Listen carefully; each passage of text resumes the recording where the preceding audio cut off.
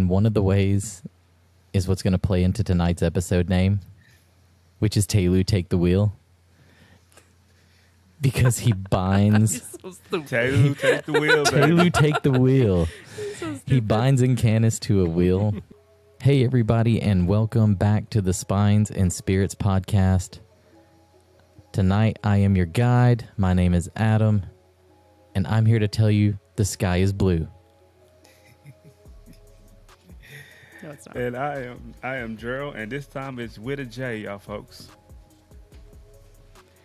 And this is Christy, and I'm, I like to think that this week I am here very much by my own choice because these guys sucked last week without me. Why is he telling tales? I'm just kidding. I'm just kidding. So you guys already know we're reading The Name of the Wind by Patrick Rothfuss. We're in the Kingkiller Chronicles. We're going to be here for a minute.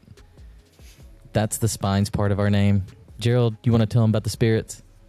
Yes, the spirits aren't the ones that go bumping at night. Not this month, at least anyway. It's more of the spirits that you like to take a nice long sip on.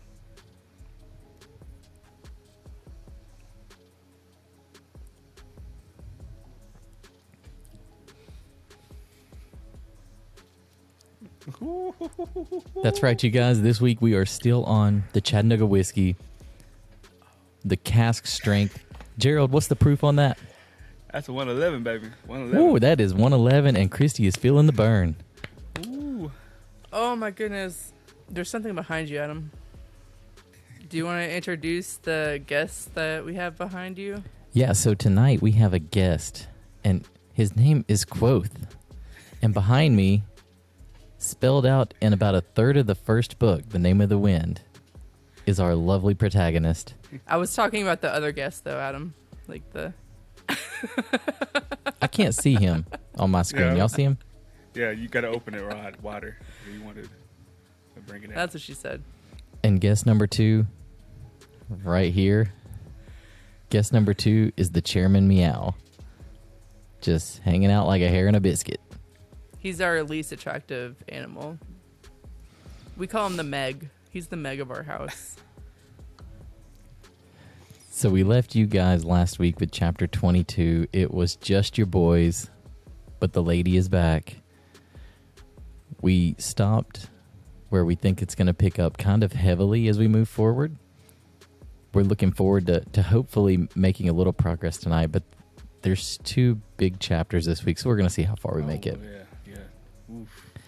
So chapter 23 is called The Burning Wheel, and Quoth is being mended now. That'll be funny later by Trappist. And as he's going in and out of his fever, he wakes up a little bit, and one of the boys there is wanting a story. And Trappist says he doesn't know any stories, but maybe he better think of one. So he ends up telling a very commonplace type story. I'm sorry, Adam. I can't understand what you're saying. You said he's looking for a story, but I don't seem to recall this exact time. Can you maybe do it, like, say it the way that maybe the kid in the story says it? Huss, Lanny. Well, that's what Travis says. But what does the kid say? So the kid's like,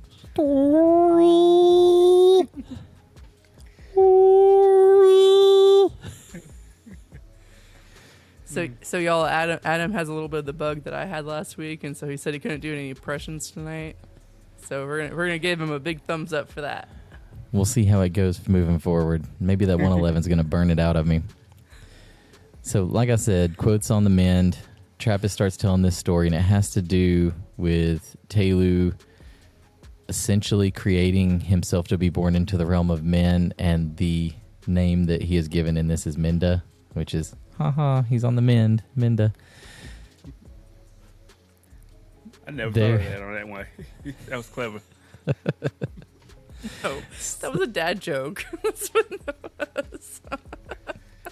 I will say, and I don't know if you guys want to chime in real quick on this before we get too far into the chapter, but I really enjoyed the way that this was written, in that Trappist is telling the story, but you can tell the way he tells the story, he's not good at telling stories, so he says things like, maybe it wasn't then, maybe it was this way, or maybe that's not right, let me think about that. And it's very much the way, like, if somebody was trying to tell a story that they knew, they might kind of stumble a little bit, and you don't hear that a lot. But again, like I said, I really enjoyed the character of Trappist, and so it was funny to kind of hear that little stumble. I don't know about you, but I feel like our listeners probably hear that a lot in this podcast, especially with like me going through. I don't know about you, but me stumbling through the story trying to get there. Like, was it 300 years? I don't know. 1,000 years? Who knows? Like, I don't know. I just kind of thought it was more like like a lot of other stories in this book where we all think it's they're all kind of like just, what is it called, like a tall tale, you know what I mean? Like you're gonna end up, if you like do the whisper game, where you like tell one secret into someone's ear and then go around a circle, it's gonna come out to be like a completely different secret. You know, it's the same thing with the stories. It's, you know, the even Quoth talks about it, is that they all kind of had the same form, maybe like base, but they change a lot. You see that later on in the story, but yeah, that's kind of what I thought about Trappist's story, and I don't really put much stock into it because I feel like it's more like something he recited, and obviously the guy was not super great at remembering. So yeah, but maybe you should pay attention to the parallel that it has, because once he goes through and he expels some of the town folk, it talks about how he chases Incanus, and he chases him for 7 days. And after 6 days, 6 cities are destroyed, but he catches him on the 7th, so the 7th city can't be destroyed. And that's an interesting parallel that we're going to see play out a little bit later tonight. That's right. That really is. I never thought about that, actually. Mm-hmm. That's really good. Yeah, and I think that kind of ties into like modern day religion, where you see a lot of similar stories with different names. And so, I did find that to be kind of curious, that origin, I guess, or story for Tehlu played into what we're going to hear later, when we get to another big character. Honestly, it really is. As someone who studied religion a little bit, at least in college, like, yeah, you really kind of come to find out that a lot of the major religions have kind of the same, like, bread and butter form, but they all, they all have that kind, I don't know, same outline, not so much the same shape, but maybe the same outline, or one outline that's branching into different shapes. So he moves on, and as he catches Incanus, he talks about knowing that there's only like 2 ways he could potentially destroy the demon of Incanus. And one of the ways is what's going to play into tonight's episode name, which is Tehlu Take the Wheel. Because he binds Tehlu Take the Wheel. Tehlu Take the Wheel. So he binds Incanus to a wheel to try and make it to where, he can't get free. And now that he's on that iron, they're gonna, make a big fire, clean fire, hot fire, throw him in the pit. Incanus tries to escape, and Tehlu sacrifices himself by jumping in there to hold him against the wheel. It sets up the whole, like I said, that there will be a parallel later between a story we're going to hear. I won't dive too deep into that. I will let you guys kind of take over, and I know Christy's kind of giving me a little bit of some talking points. Gerald, is there anything you want to add? Quoth was running a fever. Like Adam said, he was needing mending at this moment. But I thought it was strange. I don't know if y'all picked it up, but like in Quoth's delirium, he stumbles back into Trappist's basement so he can get taken care of from off the rooftop. And I don't know about y'all. I have this big theory on my about the dreaming but yet not sleeping part. And I'm thinking more of Elias that when Quoth was doing this, something else was guiding him to get to Trappist's basement. You get what I mean? Like from where in like chapter 11, when the troops died, his parents died, he was kind of like guided to how to take care of himself through quote unquote dream. I don't know about you. I know if I'm sick, I ain't gonna be able to stumble barely I'm gonna be able to stumble just to the bathroom, not like cross town try to, you get what I mean? Yeah, it brings up something too that, I'm kind of tagging these as a reread at this point. Yeah. At least whenever we're uploading them to like YouTube. There's a point later where Elodin talks about the sleeping mind. And I think that could be a piece of it to where, he starts kind of going out a little bit. So his sleeping mind wakes up a little bit. And that could be what, gives him the knowledge that he's got to get to Trappist to be taken care of.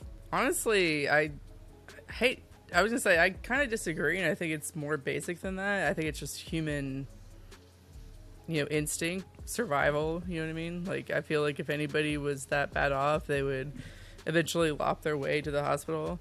And usually, honestly, he should have probably, or not the hospital, but for help. But he probably should have went there in the first place. But as we all know, men, pretty freaking stubborn when it comes to like getting care that they need. Like for just crying out loud, my this dad, is a 14-year-old boy. My dad had his He's still appendix. 12 at this point. Like, God, yes, I'm jumping still. in time. No, he was. I was gonna say, No. but Anyway, continue. Sorry. yeah, I think he was younger. But I was gonna say, my dad was like, he had his appendix like burst inside of him for like 24 plus hours before he finally went to the freaking hospital. Like, this is not a new thing for men to be so stubborn that they would put off care for that long. I mean, I think it's heartwarming that he had a place to go, because I assume there's no Medicaid or Medicare in that time that would have taken care of him. No, it wasn't. No, it was only Trappist. Yeah, so that pretty much wraps up, I guess, what chapter 23 is. It's just Trappist's story. He's talking about, like I said, pay attention to that parallel that we're going to talk about later. Did you have something else, Joe? I have one more thing to say. We didn't bring it up. Okay. I was going to say one thing about how Tehlu came to Imperial to conceive Minda, who is Tehlu himself. Once you read the books, you'll understand. It goes back to my dreaming theory. She's dreaming, but yet she's not really dreaming. Because like she said, when she woke up, oh, I knew it wasn't a dream. Yeah. That's kind of interesting. Yeah. She's been dreaming, but not sleeping. Yeah. Yeah. Maybe she was one of the original blacklists. Maybe, but I mean, Or not the original, because I right. But that, Mary she did was like a have that descendant. virginal birth. Yeah. She had a little lamb, too. I'm sorry, I meant Imperial. I meant said, Imperial. where the word you come up with Mary? I was like, where's this Mary keep coming in? Oh, my bad. I thought you should. I was like, he made one mistake. Okay, 2 times Mary. Okay, 3 times Mary. Come on, bro. In my head, I'm linking it. Sorry. Yeah, it's fine. I removed those notes for you, Gerald. I appreciate it. Yeah. I did want something else to say about that. Okay. I mean, I was just gonna say that, like, so the last episode, I was sick and I couldn't really talk, and I don't know if I'm ever gonna come out with like a short to comment on this, but so I know like I want to just like put my feelings about Trappist out there really quick, because yes, this is a great heartwarming part of the book, but maybe it's because I'm like a cynic. I feel like I don't trust it. Like I feel like at some point this guy is gonna be like, like we talked about earlier with the caravan full of candy. Like, surely he's somewhere, he's got a room full of candy where he's got to be getting something out of this. Like I said, that's me being a cynic. I'm just gonna throw that out there. That's my thoughts on it. And I think, Adam, you said in the last episode something about how he might have been like, in most stories they end up coming out on top, but Trappist has not. He is like, he's still like kind of hurting, and he's in the in the bones of, or he's in the weeds of it or whatever. He's not exactly like living a comfortable lifestyle. Just saying, story's not over yet, and I still hold out in reserve for Trappist. I hate it, but I do. Okay.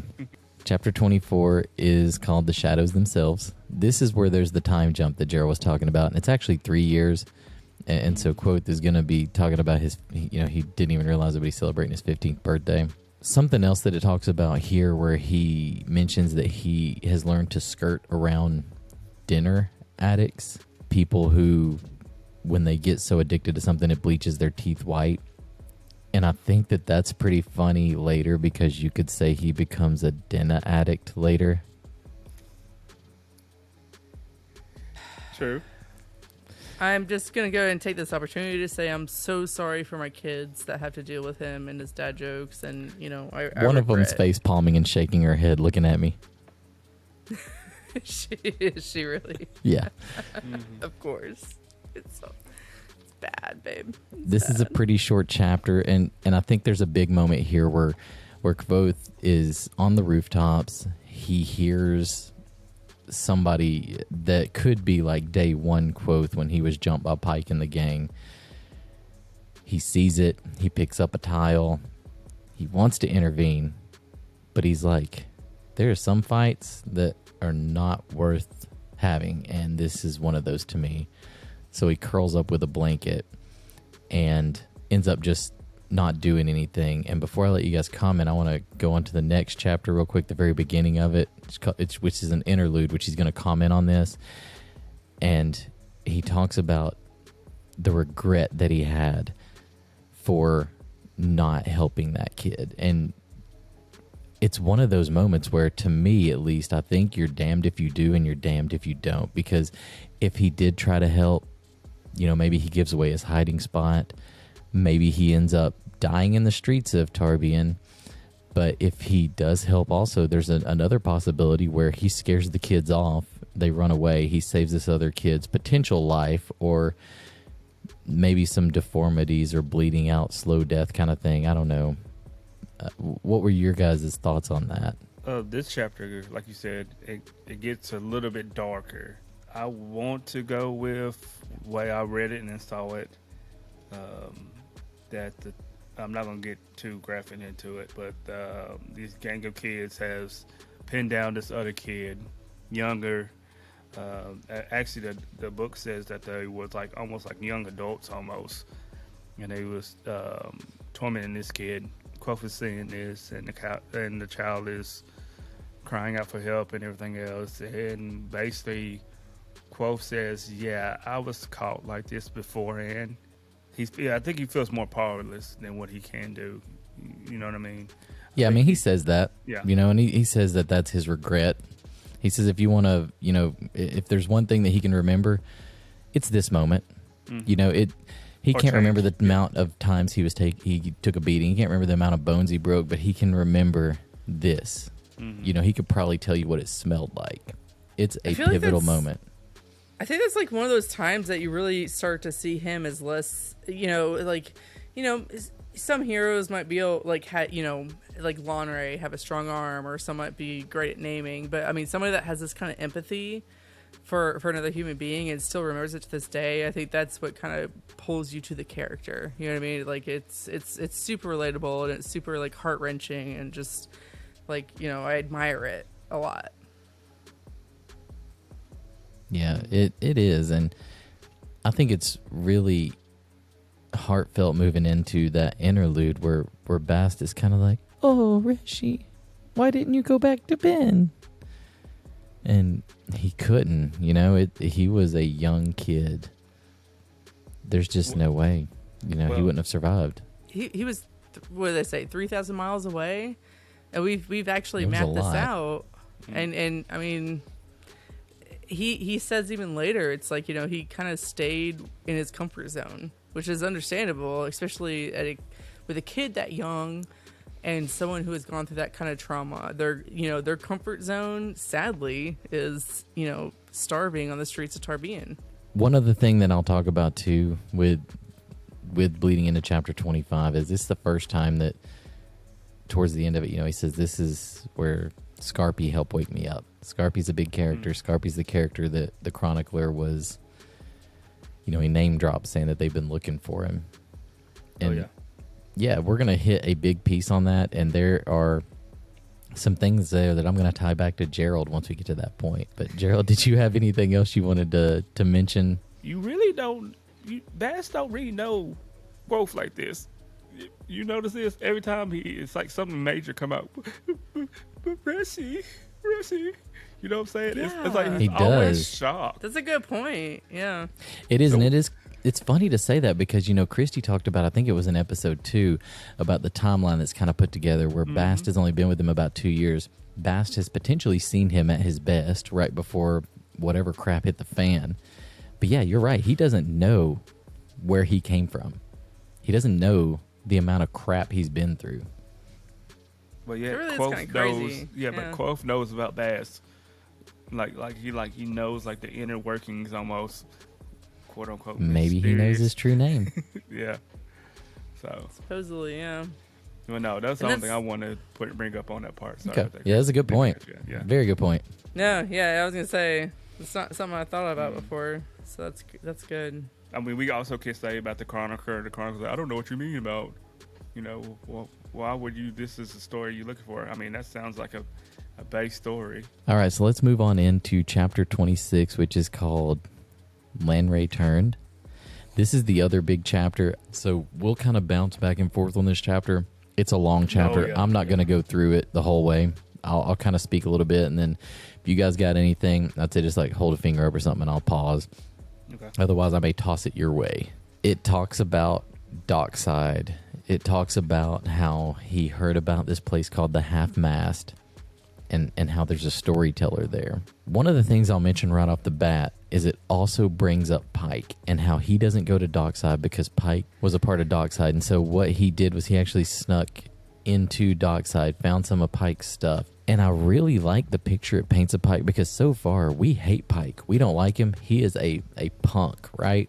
He beats up Quoth just what it appears like for the fun of it. But then when Quoth goes into his like lair or Nook. wherever his shelter is, his nook, you know, you find out he's a victim of circumstance just as much as Quoth is. And you kind of got to feel bad for the guy a little bit because what he's done is he's learned to survive. And he's learned to do it in a way that is very Same crappy, way- but it Yeah. helps him. You know, he talks about him finding drawings on a canvas of a woman's face that he's made out of charcoal. It talks about him finding these dried violets. It talks about this little like toy horse with like the locket of blonde hair. And Quoth's like, I'm about to burn this whole bitch down. Yeah. And, like, I Okay. kind of hate Quoth at this point too, because it's really No. sad. It really is sad. Like he's still holding, like he has actual like remnants of his mother and of his past. That's what I was going to What ask. was Do you it, think it's his mother? sailcloth? Do you And I think was it's a sister? Do you think it's some girl that he knew? Like, what do you think? I assume it's his mother. I thought it might have been a younger sister. Just I don't know. Really? Yeah. My first read. I mean, honestly, every read through, I've always thought just mother. Is that Gerald? What do you think? She was an iron penny humper. So is that the same thing as a Dockside horror? 'Cause- all right. Can we put a poll up? I was gonna say we need to do a poll on this one. It's like who We was Pike's actually mother? just unlocked community posts on YouTube. We totally can. I don't know who will Gerald. participate, Of but course, Gerald. Of course you do. Hey, listen, I'm gonna I'll let y'all participate. know. Look, I'm glad y'all two. Look, y'all two was. we'll be begging the you, only 3 votes, and it'll be a stalemate at 33%. A, B, and C. I'm gonna tell you this. You two both were like, oh, you're supposed to feel bad for Pike. I'd have read this book good over 11 times. Listened to it maybe a good 18 times. And I have not once felt bad for Pike. I don't care. I'm kind of like with Quoth. When Quoth found it, he's like, yeah, I'm about to take all this stuff. If I don't take it, I'm about to burn it. And then, you know what? I'm a reverend so much that I forgot what I was doing. I got caught up in the moment. I'm like, oh, shoot, I stayed too long. And that's when he catches it. Yeah. That's when he catches the beat down from Pike. Yep. Listen, because I don't care what you say. I mean, you can say it. You can, what Chrissy, like Chrissy said, like that Quoth. You got to, like, damn, Quoth, that's you being a jerk. You think you would, sympathize with another fella kid on there on down on their luck. But Quoth's like, nope, I'm about to. My No, it's father's his Luke too. vengeful. Yep. Right, his it's a rivalry if you want to vengefulness, look at it that his way. Bitterness, yeah, coming out, and I mean, which is understandable. Hey, I love to have those moments as well. You know, I guess it comes and goes when you get older, but I don't know. And we've all been now I teenagers, so kinda you feel- know how it is as a Yeah. teenager. You know, you've got those people that no matter what, no matter how bad their story is, you know, you hope they fall off a cliff tomorrow.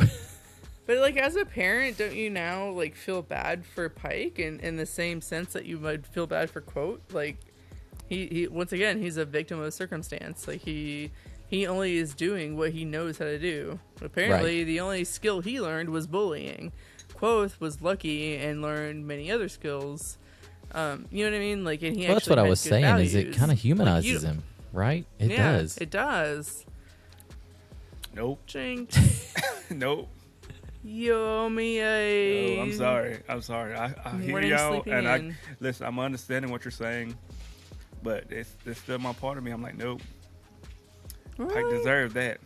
He deserved all that. Oh wait, we gotta do one more thing. We didn't mention that how Quoth, after Quoth got his butt whooped, he came back. You're right. How did I He forget came that? back My bad. And then tried to burn the man. He's like, yeah, you got to go. He dog. was like, not burning your stuff is not enough. yeah, I need you to burn. I'm gonna need you to burn. So yeah, and okay, let me go on this too, because Yeah. whenever he confronts Pike in this way and he pours the drag all over him and he drops the phosphorus match, it kills me, but I'm gonna get back to this later. It kills me that he doesn't use sympathy to set him ablaze. That's because he's still in sleeping mind. I was gonna say you're even going too far ahead, because if you notice before that, when he's lighting his stuff on fire, he said it takes him several minutes to light True. everything with True. flint. Yep. And whatever it was, flint and whatever. And I mean, yeah, like he's doing flint it and like metal. archaically. He's not archaically. He's trying to light this on fire, and for several minutes. I think it's part of his straight up defiance in the fact that he doesn't want to remember. He's closed those doors. He doesn't want to remember right now. It's too painful. I think something else, and I'll get to that in a little bit later. Cheryl, what were you gonna say? I I know. was like, he's in the door. He's in the second door, forgetting. Like I disagree with that too, and I'll get to that. You think he's in there? You think he's a little bit? I'll get to that here in just a little bit. Okay, but okay, yeah. Is everything? Not next chapter, I think. We but the one do after gotta that. say that Quoth did as he took all his rainy day money, and which that was another thing. He's like, yeah, boy, I hate you so bad. This rainy day money, but He's like, I can go without eating to get my revenge. Yeah, it's a revenge. Yep. And then he's like, I felt bad that he didn't light on fire, like he didn't catch a flame, but he did catch on fire, but not a flame. No, he was- I wanted him He on was like, flame. I expected him to like. He was like in a childish part of him. He's thinking like, this is like, what is it, Rinky and Bullwinkle or whatever Rocky. Yeah. cat and Rocky and Bullwinkle, whatever, like cat and mouse game. He's expecting him to just like burst into flame. Yeah. But in all honesty, like Adam is right, he probably could have if he would have used sympathy. But Yeah. So this is I the reason digress. why. This is why Quoth is kind of wary of Darkseid. He's trying to. He said that he made a truce. This to himself. He's like, yeah. So I'll stand Darkseid. I think we're good. Yeah, he's like, Pike never came hunting for me, and that's probably because Pike. I'm sorry, but if you douse me with alcohol and light me on fire, I'm gonna be like, hey, bro, like, we good. Pike is dead, y'all. I'm gonna let y'all know he died. I was gonna say I don't. You think he died from the burns? And I think that's possible too. Yeah, I don't think he recovered from the burns. And you know what I'm saying? I think he got sick or something like that, and I don't think he. He very was well able to could go- have. I don't think he went to Trappist. You know what I'm saying? Oh, Like that. he wouldn't have went to Ew. Trappist, because if he did, Quoth would have been like, you need to tie him to a bed so I can stab him 50 times. No, he. He tried He to would catch him not on have done fire. Don't tell me that. he wouldn't have tried to stab the guy. He's like, listen, I lit you That on was fire. their safe place. That was a safe place. Nobody stole from each other. Nobody swindled each other. Yeah, but notice he But it's never also- mentioned Pike I mean, or it his just- gang came in there. Nope. But We digress a little bit on this one. It's so sad. Like honestly, it breaks my heart. Like if you were to say that like he died after that, or I mean I don't know. It was like I think Quoth should have felt as bad about that as he did about letting that poor kid in the alley suffer, because he literally just took away from him the same thing that was taken away from Quoth, but he didn't understand the impact of it at the time. Like I don't know. Like Pike took away it breaks my heart something that meant the world to him, which was his father's loot when he broke it. And Quoth said, I'm about to revisit you. No, Quoth said, I'm going to revisit you for 10 times worse. Actually, it wasn't 10 times worse. He's like you took the last thing. Now, okay, just imagine this, hypothetically. If Ben's book got ruined as well, Quoth would be a psychopath. He'd be a sociopath already. See, I don't know if he would. I don't know if he would, because at this point in the story, at this point in the story, he hasn't read Rhetoric and Logic. Like, he's like, God, he left me this stupid book that I don't even want to read. No, if you don't remember, he said he only takes it out on special occasions, and he treats it like a holy relic. So he does take it out. He does read it. He just don't deal with it. I think he reads no, it. Later on it mentions he reads it for the first time. Yeah. He may read Ben's inscription in it. But later on he mentions that he read it for the first time. Quoth got his revenge with Pike, and now he's burst into the half-mast. And that's a hard area when it's half-mast. That's what she said. Hey, just a couple more rubs. But no. Scarpy's about to rub him the wrong way. Yeah. No, I will say. I'm just saying, like, Quoth coming. You can't do that to me. Stop. Stop. I will say the Stop reason why what? Quoth. I will say the reason why Quoth is going to this the Has Mask Inn or brewery or bar is because he was promised if there's a story that this storyteller can't tell it, is a silver talent. Silver talent, yep. Yep, that he's gonna give away. And so Quoth's like, yeah, and Quoth is I swear. So he gets to the half-mast, and he sees Scarpy. Mm-hmm. Scarpy's described as this tan guy with like what looks like sea foam for hair. And Gerald, what's he drinking? Fallow's Red. Not Chattanooga. Not Chattanooga Whiskey. Chattanooga Whiskey. Not Chattanooga Whiskey. It's not something that'll put hair on your chest. No, it's Fallow's Red. So he's drinking wine. Yeah, he's drinking some wine, my boy. When people start talking about, what story do they want to hear? Obviously, he's going to choose Quoth. It's Quoth's story. He says Lanray. But, I did pick up that somebody else requests something about Mere Terrennial in there. Yes! And, yes. There were a couple people who actually, I don't know if this is like an Easter egg going back, but he mentions a couple people wanting stories from Oren Velsitter, which is mentioned earlier on about, done 200 lives of living or whatever. Yep. Would have been curious to hear maybe one of those stories, but we're going to hear Lanray. No, seriously, I've been wondering that this whole time. Like I've always thought. But he doesn't tell Lanray's story. He tells Mere Terrennial's story. No. He tells the story about a man who lost an eye and gained better sight. Yep. Seletosis. Yes. You know what? You're right. I am right. That's a really good point. That will be played on repeat. I don't want to. I want to say we shouldn't set that precedent. So I don't right all want the to time? say you're totally right. I mean, all the time. Wow, this one time. Everybody mark the time. So it obviously starts off with Lanray and Lyra. And it talks about how, Lanray was the best with a sword since the time he could hold one, and Lyra was one of the best namers. One thing I wanted to mention, too, is going back to the Lady Lackless rhyme, where it talks about, the 7 things she keeps underneath her black dress. I thought that this is what tied into those first couple lines, which is the Battle of Drosentor, which is described as the Black of Drosentor. His battle. Yeah, which means battle. I really wonder if there is something at this site where this battle happened, and I do think that we'll see that in Doors of Stone eventually. One thing I wanted to ask you both, during this battle, it talks about how Lanray battled basically like a black demon with scales that, you know, its breathing was kind of like a fire kind of thing. Do you guys think this was a Dracus, or do you think this was actually a demon or something else? I've seen that. I was gonna say I've seen that theory, and I don't think it's Dracus, because I mean they're supposed to be pretty tame. And not only that, there's a part in the end where they said that he breathed like a fire that, it wasn't a fire, but it was like some kind of blackness that like enveloped the people around him, and it just didn't, like, I don't know. I feel like it didn't make sense. I assumed that this was one of those creatures, probably from the Fae, because if you notice at the very end of it, he says that they say that this creature was locked behind the doors of stone. So it's very specific. It was not the doors of death, doors of stone.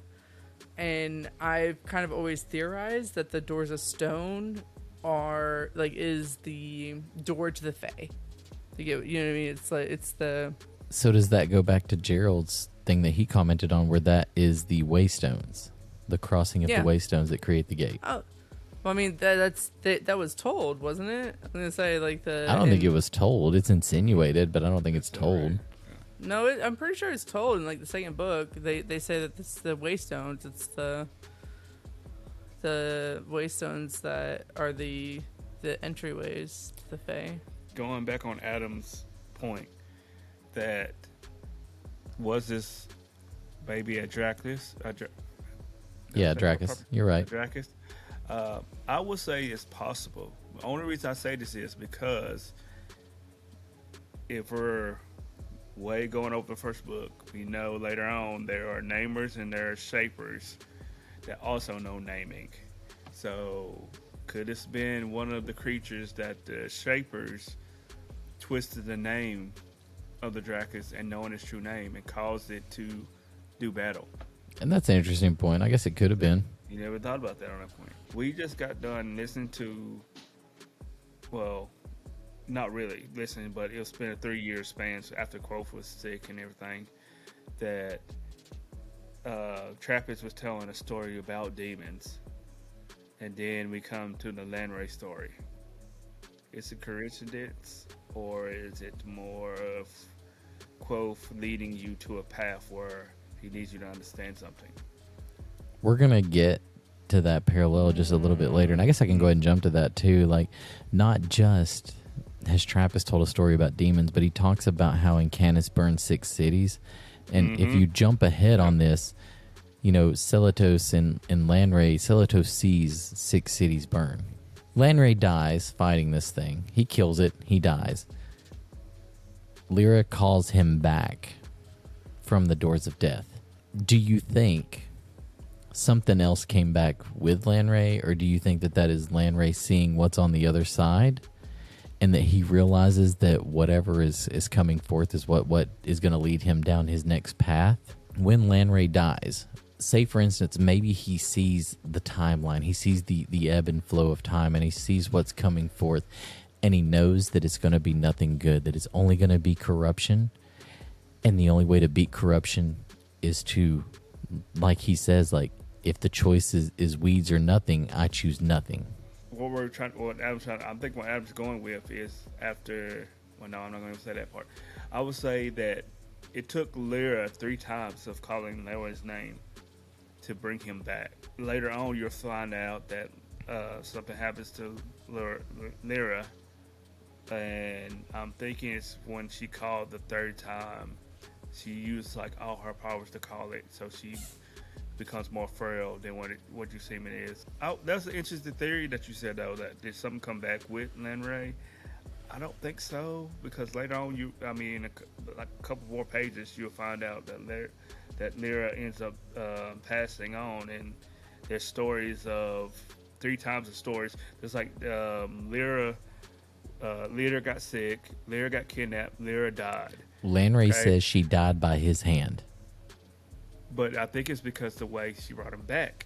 That's what I'm going with. I'm thinking it's Well, something. That's my theory on that part. I'd say Adam. He says that, but I feel like that could be like a story of a desperate man that's like trying to like.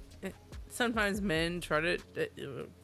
Anybody tries to do that, or they're just like, hey, I introduced them to so and so person. That person killed him, and they're like, oh, they died by my hand. I kind of think that's where he's going with that. I don't know if it was exactly his fault. Like I said, I think you have to pay attention to this one really close because there are a lot of running threes. The 3 times Lyra had to call him back from death, and he could answer on the 3rd time. Then they celebrated, and then something happened to Lyra. They says that they heard rumors that Lyra was sick, Lyra was kidnapped, then Lyra died. Then it said that Lanray left the Empire. Lanray meddled with something he shouldn't have, and then he ended up taking his own life to be with Lyra. It's an interesting foe on 3s, and then later on you see Lanray saying something to Celatos, which we're not gonna get into because we're not at that point yet, but we're gonna get there today. So it's like I said, it's a that's lot the of next running part. threes. So you can go ahead. Yeah. So yeah, we get. I was gonna say, threes. Gerald, we're not really like worried at this point. Keep going. Yeah. So Spoilers, like we're assuming people know what we're. Celatos is like, oh, I need to check in on my friends. They fought the battle together, and he saw that Lanray got in touch with Celatos, and he was like, hey, come walk with me for a while. Like you said, you heard the rumors about what happened to Lyra. And what ends up happening is Lanray tricks Celatos into being at this one spot and ending up naming his true name and binding him 3 times. You know what though? Just like you said, you know what Celatos says about namers? Mm-hmm. There are 3 better than him. There's that 3 coming back again, right? Aleph, Eox, and Lyra. They weren't better. They can match him in naming, and that matches him in naming. It is. He never said it was better than him. It says that he can match him. He says that only 3 people. Still, can match that's the me. 3 is what I'm saying. That's 3 I coming was back like, again. either way, Up, three that's comes really up all the time in the significant. chapter. You gotta read the chapter, read properly, and read closely. If this is your first read through, it's fine. You're not understanding, it's cool. Come back the 2nd time, you're gonna pick up a little bit more pace. That 3rd time you read it, There you go with the 3s now. You listen to this, you go like, wow, I didn't see that. 3rd time you read it, you're gonna start a podcast and talk about all the theories. Yep, that's what we're gonna be at. Yep. So yeah, and he does. He mentions that Aleph, Eox, and Lyra can match him in naming. I think that they are stronger at naming than Celatos is. I feel like we've gotten really ahead of ourselves, though. Like we're still what talking you about got? like at the beginning of his story, Scarby's story. He talks about Mirror Terrennial, and I thought we could discuss like maybe the geographical. All right, so no, they talk about Mirror Terrennial, and when it starts burning, and they talk about like. Lanray was going on about how this was like the shining, city within the mountains, and they actually had like a really like small snippet in there where they said that they built most of their like tall like their significant buildings within the mountain, and they were like white as stone. And I don't know about y'all, but and I'm going too far on this one, but it reminds me a lot of the Amir. And Are you talking about the Adem? The Ademre? Ademre. And how much they kind of rely on the mountains to build their homes in that same kind of way. So and he says that his home was surrounded by mountains. I don't know. Kind of. It could be the Stormwall Makes me think that he, Mirror Terrennial was maybe somewhere in the Stonewall Mountains. Yeah, and I do think it's kind of crazy too that where we're at in the book so far, we haven't heard anything about the sand sea that's on the other side of the Stonewall Mountains, so we don't even know what could potentially lay over there. There was a little bit of a spoiler in the, I was going to say it was the 10-year edition of the Name of the Wind. And it does. All right. So, anyways, they had put this copy, and I want to say that like they broadened it right past the Stonewall Mountains, just like a tiny bit. But I want to say that I have scoured these books back and forth, and I cannot find a lot of the sites that we have noticed and the maps that we were given. Yeah, that's fine. I think we could actually do like a bonus episode talking about that for like 20 minutes too if we wanted. So Lanray lures Celatos up into the mountains to meet with him, and Celatos goes because he's worried about his friend. Major conversation that takes place between these two. And this is where Lanray tells him, like, if the choice is between weeds or nothing, then I will sow salt. The biggest thing that I took away from this, though, is where, he renames himself as Haliax, and that is obviously the Chandrian, a piece of that, and I'll comment on that a little bit later. But something else I thought that was pretty implicating in this is that Celatos says, I cannot kill you. He says, if I did kill you, you would return in a day or an hour or years or something along those lines. But Celatos straight up says, I cannot kill you. Gerald, that ties into a theory you've spoken to me about. Do you care to elaborate on that? Haliax says, I'm not mad. I have my right side of mind. So he cannot pass through the door of madness. He cannot pass through the door of death because, like Adam said, Celatos was like, hey, if I killed you, you'd come back in a day. He cannot forget, and he cannot sleep at the moment. So with this all being saying, I had a theory is the reason why the Chandrian do what they do is because if you can erase your name from the face of the earth, then no one cannot remember you anymore. And so that will allow him to pass through the door of forgetting. And if he can pass through one door, he should be able to pass out all three doors. That's what my theory was on. And I should say, like, what you told me is, like, as long as people remember him, he can't die. So. Yeah. And I think that's crazy because I hadn't thought about that. You remember? Yeah, and it makes either. sense why he's going and hunting all these people who are looking up stories about him. Yes, and remember how Celatos, he said after he took out his eye, he's like, I bind you 3 times. First I bind you to be all shadows, then I bind you that your name will be turned against you, and then I bind you from my sight. This is a deep subject, y'all, because I think Celatos said he didn't want to kill him. I don't think it was a voluntary. No, he says verbatim, I cannot kill you. Because he says, she's like, you gonna kill me with a stone, my old friend? These two people still care for each other. There's still a lot of meat left. That's what she said. There's a lot of meat left in this chapter that actually we could comb through it for like a few more hours. And my call-outs are like, hey, we can save it for another time because we can always bring it back. I mean, that's fine. If you think you can take it all, keep stroking. So I think that there's a really good parallel here between the story that Scarpy's telling and the story that we heard earlier from Trappist, which in Trappist's story, it talks about how he catches Incanus on the 6th or on the 7th day and that 6 cities have burned. While Celatos is talking to Lanray, he notices that there are 6 plumes of smoke where 6 different cities are burning, but a 7th didn't burn.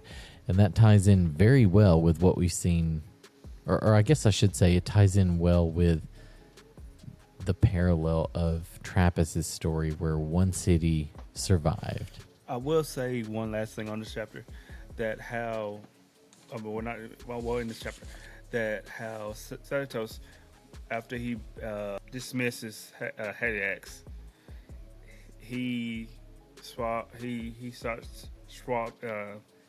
he starts crying, tears of blood, from when he gouges his eye out and everything else. This is a real deep connection between these two guys, like we talked about beforehand. And this is how the story kind of ends. So that takes us into chapter 27, which is called His Eyes Unveiled. A couple high points I thought on this chapter that were worth mentioning would be, he mentions that, you know, at this point in the story, you would think he should be taking revenge on the Chandrian. He should be hunting them down. But he also mentions that stealing the moon would be easier than hunting down and killing the Chandrian. Something else that's talked about in this piece is a Tehlu priest that he sees. And that Tehlu priest has shadows that are covering his face. And even to a point a little bit later, and I know this chapter is only like 3 pages long, but a little bit later in the chapter, it talks about how he sees him to where his face should have been like, you know, not covered at all. Yep. And it's still veiled in shadow and he can't see it. And what I wanted to ask you guys is, if Scarpy is telling this story that involves Lanray and the Chandrian, do you think this could potentially be Haliax in guise? So do you think that this is a point where Quoth is recognizing that this priest could be Haliax, or do you think that this is a part of his sleeping mind that's waking up a little bit, and maybe in the guise or the form of this Tehlu priest that he is seeing someone that he is remembering about Haliax? I will say you made an interesting point. I am thinking this is Haliax. I think Adam is properly right on this point, that the Chandrian has heard true names been told, and they are seeking out what's going on, and they're being as the guise as the church of Tehlu. Tehlu, yes. I know some people might read too much, like read into this a little bit, because, you know, that's the nature of this book, but the priest like covered in shadow and stuff, I honestly just think it's a reminder to him of, I mean, it actually says it in plain words. It's a reminder of Haliax, you know, and these are things that he's been suppressing. Like, he's been literally suppressing these thoughts. He's been saying, like, I'm not going to think these negative thoughts. I'm not going to think about this, you know, negative time. And he's been suppressing the thoughts. And all of a sudden, like, this is one of those things that kind of, like, breaks through and starts opening his mind and making him kind of re-traumatize. The first time that he sees him, he says that, like, the way that he's holding the torch or whatever, it would give reason that he couldn't see his face. But the second time, he says there's no reason why he should not have been able to see his face, but his face was cloaked in shadows. But there's also a time where the guy goes and because I thought that too, but there's also a time where he goes and talks to, like, a group full of, I think it was like women or something like that, or yeah, he goes and talks to, like, a bunch of. That's not a thing that, you know, you would expect. Okay. Okay. Yeah. That's what I was saying. Is like, wanted your opinion on it. And that takes us to the final chapter we're going to cover tonight, which is Tehlu's Watchful Eye, which is chapter 28. So in this chapter, it talks about how Aleph is the Almighty. Talks about how, you know, we go back to chapter 7 when he was talking about at the beginning and all this mess, where he talks about Aleph was the creator who named all things. And I remember back in that episode, we actually said, like, we don't remember he's ever mentioned again. But he is, and it's here, and that's probably because, just like this episode, as we get later on and the spirits are kicking in, we get a little lackadaisical with what we're doing. But Aleph actually tries to create angels, and Tehlu, I don't think tries. He does. He tries to create angels, and you know, Tehlu is one of those angels for justice. And the angel that he tries to create is Celatos, and Celatos declines. Celatos says, you know, I am not going to be that. He says, I'm not going to be one of the Ruach. And once he says that, other Ruach, or people who had initially agreed to become that, step to Celatos' side.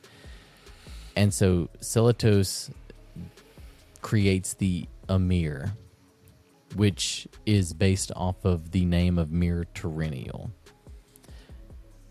Something else, though, it talked about Tehlu being a singer.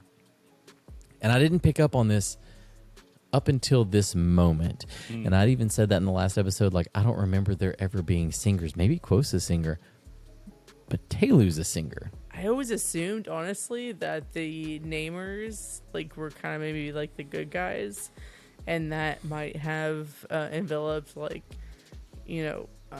Aleph and pretty much everybody that was on the, I don't know, human side of things.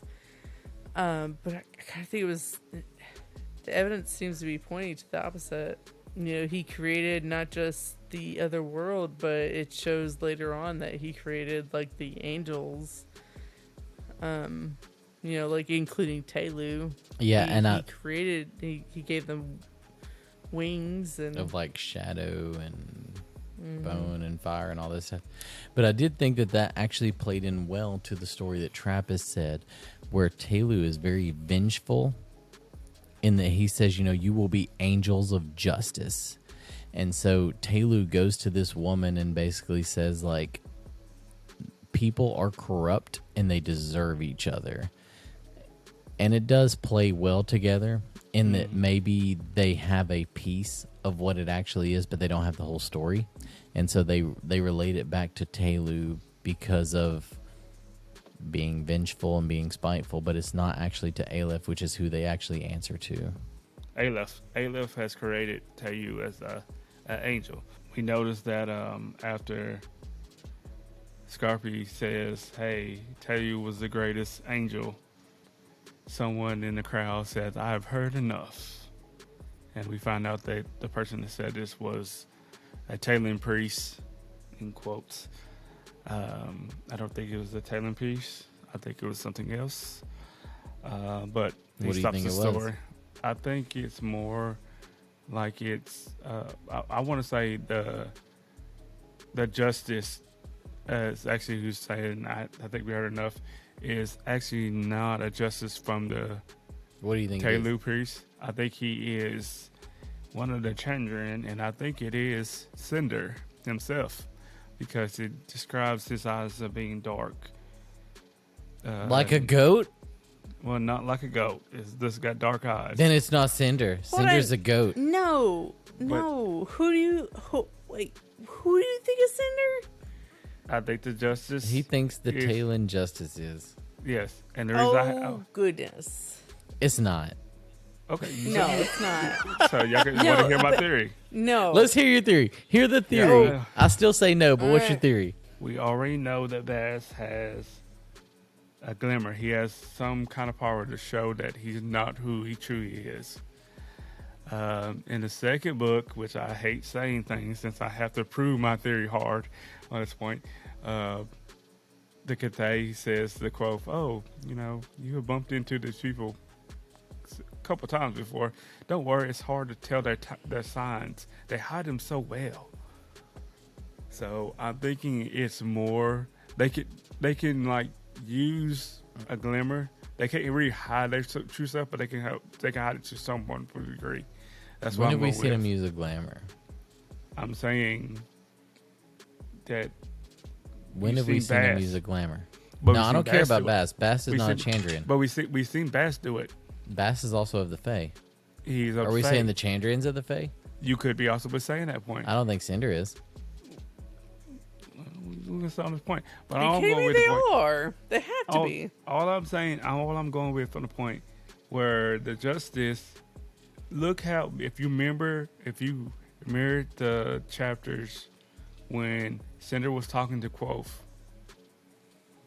Oh, he was being condescended, but one shall be present. This justice doing the same thing, and it's like a game to them, and that's how Scarpy tried to treat you. Like, oh, come on, Tehlu hates you more than anybody.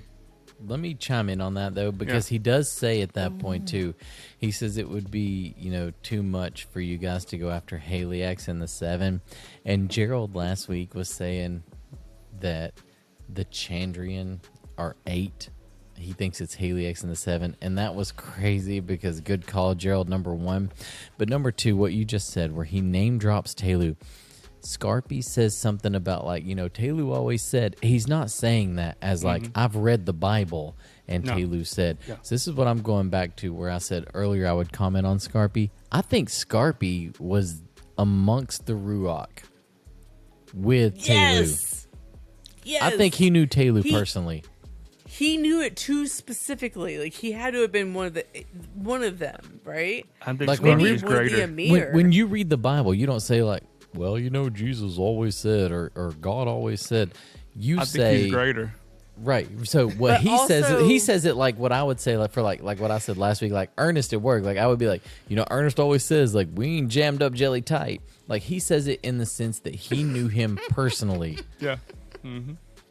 All right. So I love that comparison, but also something I just noticed when I reread this is that he called out that priest. He called his name. He said, what was it, Eric or whatever it is? Like, yes. Like at first I thought maybe he's just familiar with this priest, but the fact that dude was like he went pale afterwards, and the fact that shortly after that he called out Quoth or whatever, I don't think he did. Quoth. I don't think he called out Quoth. Not yet. You think he called his true name? Right. But I'm wondering if he called the priest's true name. Yes. I'm saying, like, I'm wondering. That's what I'm saying. Like, I think he is one of the originals that understood the actual name of people, and that's why the priest went white, because he was like, "Oh crap, you just called me out," and he was right about him. And I'm not saying that this would be possible, but like, wouldn't it be crazy if Scarpy was actually Celatos? And nope. When he calls out Quoth's name, he doesn't call Quoth's name, but it leads into something later on where Quoth hears Elodin call out a name, but he hears it as a name that he can relate it, and so he made like Arlef Seti, meaning wind. I think he calls out Quoth's true name, but Quoth relates it to the way that he knows it, which is why he hears it as Quoth. And I think it's the same thing with the priest. I think he calls out his true name, but Quoth hears it in a language that he can understand. I'm going to leave this with y'all real quick. In the story of Scarpy, talking about the turn of Lamray, he said there are 3 other namers with the same power, or like Adam said, greater naming skills. Aleph, EX, and Lyra. Elex. And Aleph is the one that's basically like the creator. And Alex. So Alex, we know 2 people. One is stuck behind the door of stone. And so what the other is one the door is dead. Then? And then the other one, I can tell you the answer to that. The Door of Stone is the book that Patrick Rothfuss will never release. This will not be heard at this point. It will be released. Sorry. I have it. Won't. I have it on good faith. I'll go off on a rant on this. Sorry, Gerald. Please continue. No, it's good. But yeah, did y'all hear what I'm saying? 2 people are either one's captured and one is mostly dead. There's one still around, and that's who I think Scarpy is. I think you think Scarpy's Aleph? Yes, telling and tell. There's too many stories. There's 2 stories of 2 people possibly walking around here, not who they say they are. I appreciate you're calling it out, but no. I mean, hey. No, I think he might be one of the what is it called, the Ruach. Ruach. Adam said that he thinks that Scarpy could possibly be Celatos. And I was like, no, I don't think it's Celatos, but I think it's Celatos. Yeah, you think because of a glamour you can't see his ruined eye, Gerald. Could be. Boom. Hey, listen, my thing. Look how it works in circles. Look at it. It goes round in circles, baby. Boom, That's all I'm telling you. It goes in circles. And what do you do in a third? Is get 1/3. You get a second third and third. It's 3, baby. 3. Boom.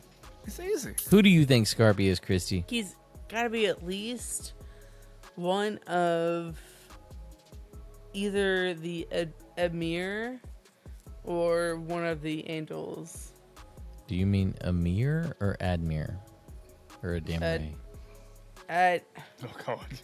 For frick's sake. I know, right? Come on. Okay, Patrick For the Rothfuss, greater good, if you're or listening, like, I'm using sign language. for the greater good, No, I'm like, no, he didn't. make No, it he less just tried to pull it. confusing. Yeah. So what I think though is like when Scarpy, you know what I was going back to where he says his name. I think that's going to play heavily into the next chapter, which we'll get into next week. When Scarpy calls what I believe to be Quoth's true name, and Quoth hears it as Quoth. I don't know that that's what he actually said, but what he heard was Quoth. He called his true name. I think that shattered whatever the Chandrian had put to sleep. I think that it shattered his sleeping mind to the point that he started waking up. And that will be discussed next week.